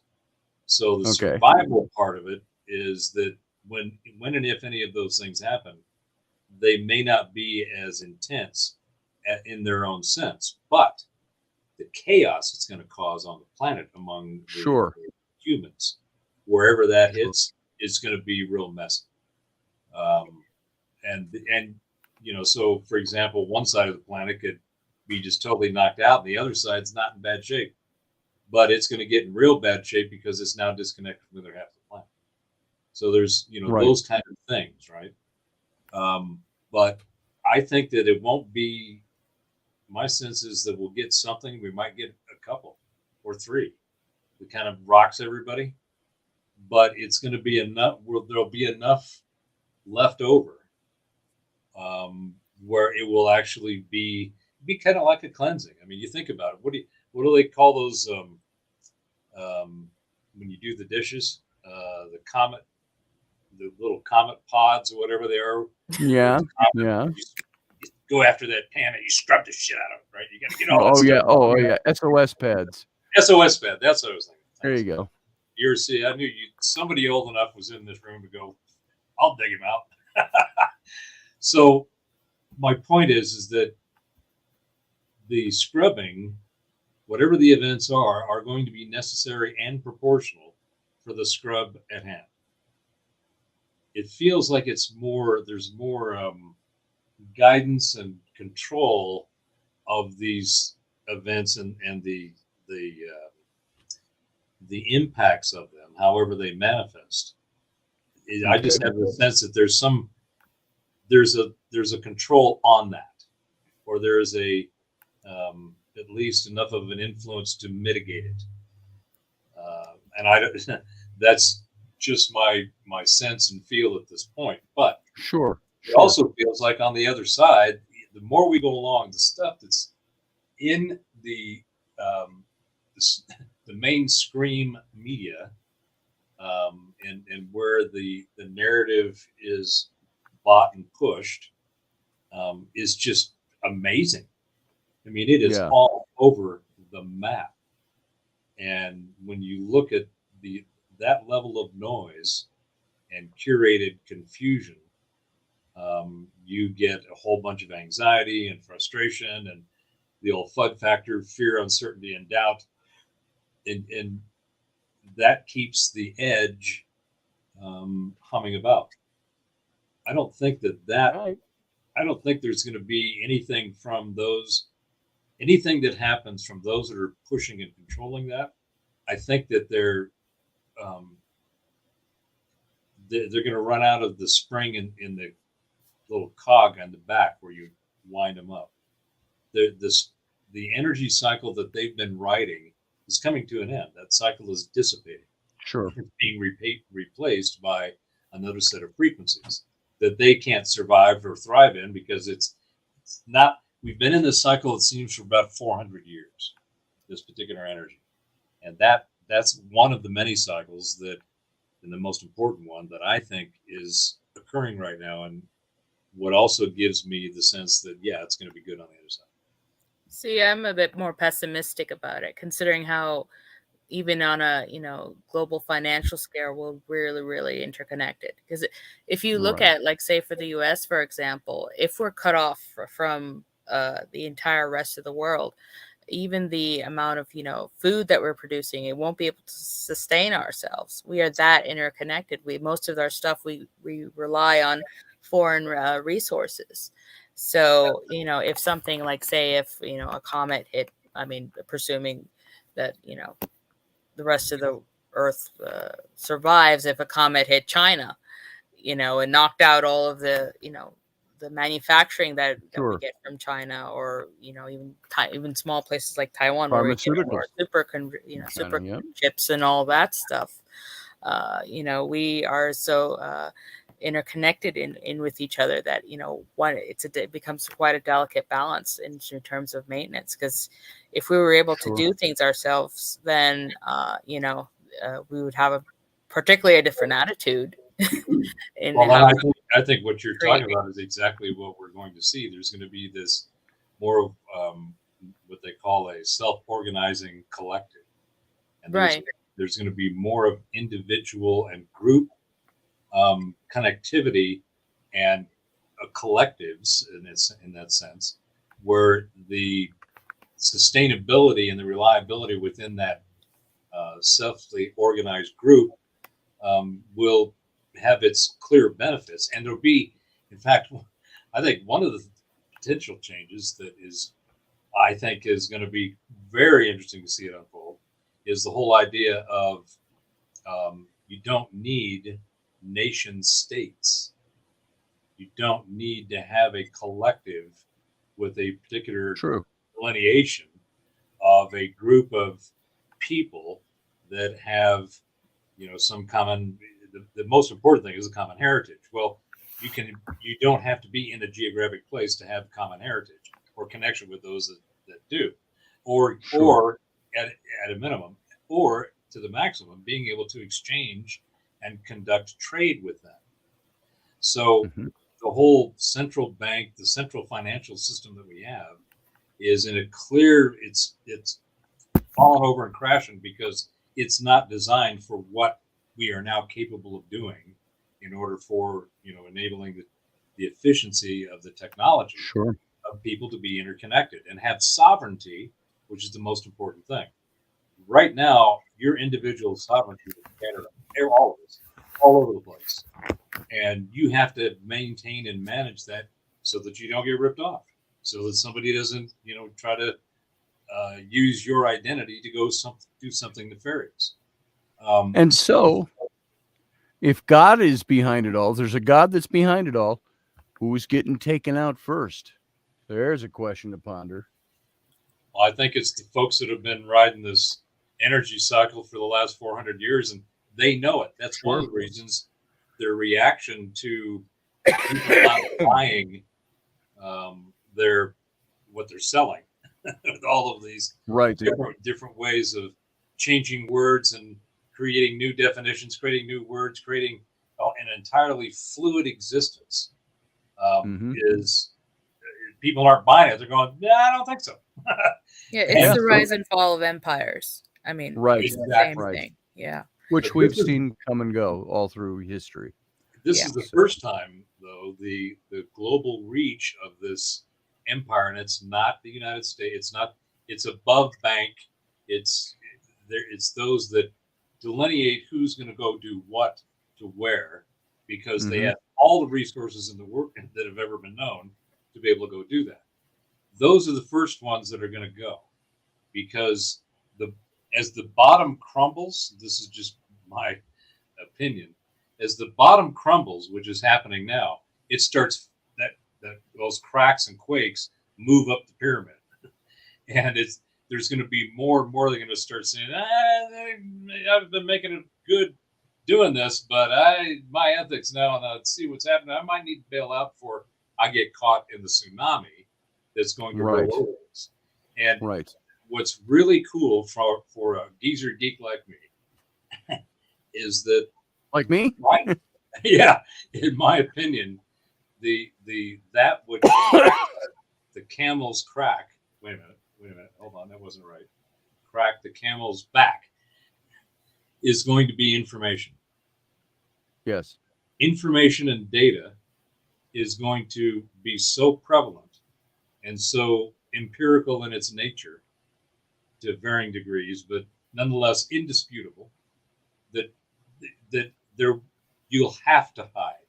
You'll have to go, because even though you've done your best to control this information, you didn't see the net exploding the way it did. You didn't see the rise of the independent researcher and independent content creator like yourself, Scotty. They didn't see this, and I'm fairly unimportant though. That's the whole thing. You know, I'm just a guy. When this all happens, I'm not going to be one of those leaders that rises up to unify people to work together. It's not. I can talk about it, but you know, I look at that and I say, if that destruction is coming, if things are going to fall apart, it's probably going to happen when I'm in my 80s, if it doesn't accelerate prior to that. I'm going to be an old dude. You know, and I look at myself and go, I have a couple of books out there. I have a radio show that has 1,000 people that listen. And so what? And it's not something that's going to unify the globe or communities. The thing that's going to unify the globe is the gazillions of people like you who are doing what you're doing. There you go. There you go. Okay, I get that. That's my point. I get that point. Anybody who puts out their ideas, who wants to put out their ideas and their thoughts or whatever, can do it with unbelievable ease. And I got to do it faster then. I'm too slow. It's like that, saying that knowledge is power, but with knowledge, it's also how you apply it. So, I mean, and how you interpret it. So, and it's all going to matter on the type of interpretation.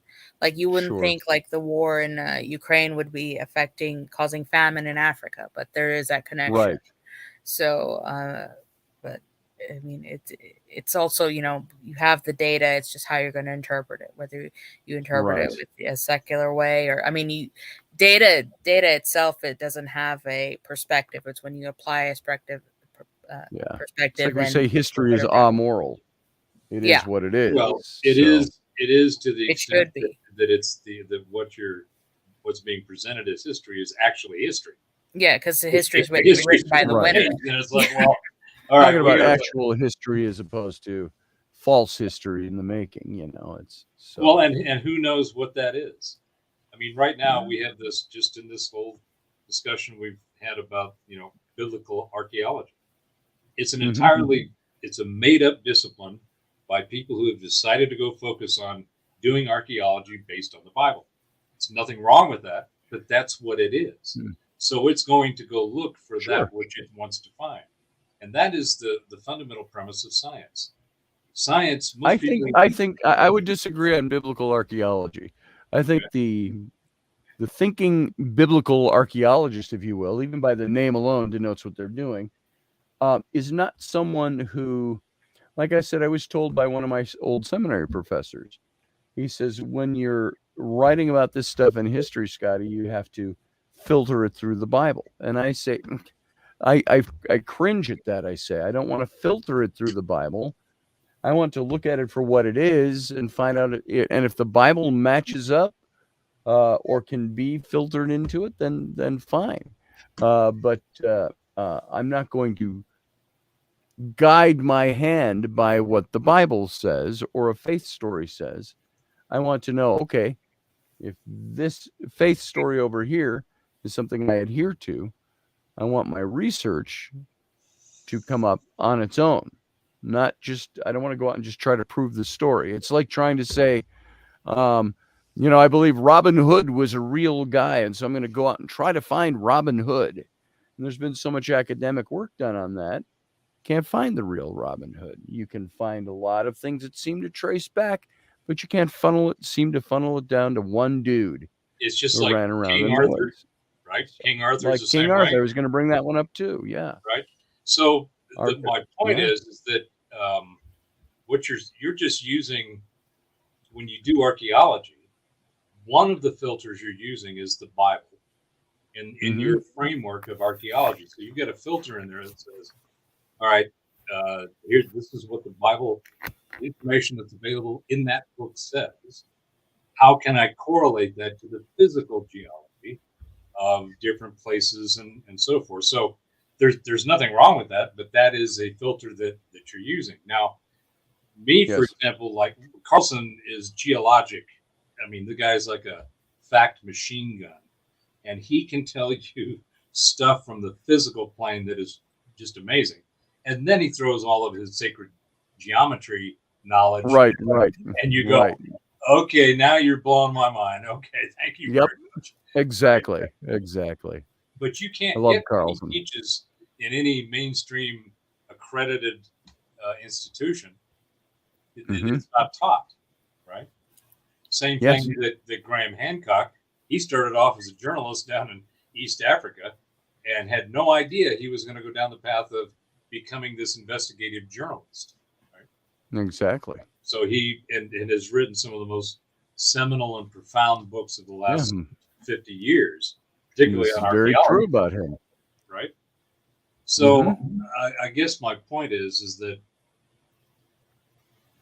if you look at whatever it is you're looking at through a specific lens, filter which is what a lens is, and you put on certain glasses, the old rose-colored glass metaphor, then you're going to see what it is you're looking for.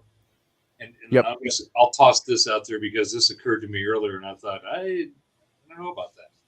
So you know the whole thing about the James Webb Space Telescope? Yes. We've all seen the pictures. They're just stunning, right? You see Hubble on the left, James Webb on the right, and you go, well, look at all that extra data, right?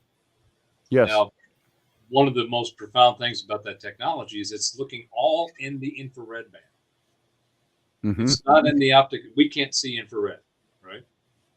So it's using frequencies that in the light spectrum that we don't have access to. We as people don't see. Yeah. There's just a few animals that do. And you look at that, other examples are like the hearing of dogs in particular, and different species have more intense sensory frequency ranges that they can sense. So I was looking at the pictures, and my conspiratorial analyst switch got flipped, and I looked at that picture from the James Webb, and I said, I wonder if that's actually from Hubble. And they're all of the images they're showing us are old images that we've had for a long time from other technology. And the web is actually looking for something else. So well, I think the web is probably looking for something else. Yeah. That's so that popped into my head, and I thought, I don't know. I mean, considering all of the other stuff that right now, it's like if you look at the scorecard, it's conspiracy theorists 50 and the mainstream 1. Well, and it's all about, have we put that many billions of dollars into seeing stars brighter? And I think there's something else behind that. That infrared frequency band is a very profound, it's like ultraviolet beyond that. But in that infrared, which is just below, it's a slower frequency. It's just below where we can see. But I think there's some real incredible things going on in there. And I think you're right. Yeah, I always equate it to the Wizard of Oz, where Dorothy goes from being in sepia toning right into Technicolor when she first enters the house. Exactly. Yeah. And we're gonna have to leave that on that point, because we're gonna call it quits here. It's 11 o'clock here, midnight out east. God, you talked a lot. I thought we were only on for about 10, 15 minutes. Yeah, I know we could, couldn't we? So I can't. My brain's dead. So but anyway, Sarah, thank you for being here. Thanks for your input on this. I appreciate it. It's always good to have you here. And Professor Bauer, you too. Good to have you, even though we didn't get to see your shining face today. In the middle of reconfiguring some stuff, and the camera didn't make it, so I said, fine. Well, that's all right. That's all right. All right. Well, thank you. Sarah's great. Thanks. So, Sarah, you have a good night. I'll see you later. Thanks, guys. Thank you. And Professor Bauer, we'll see you later, brother. Ciao, my friend. Have a great weekend. Have a good night. All right, ladies and gentlemen, that's it. That's all we got for tonight. I want to thank you for being here. Thank you for giving me your time. And guess what? We're out of here. So live long and prosper.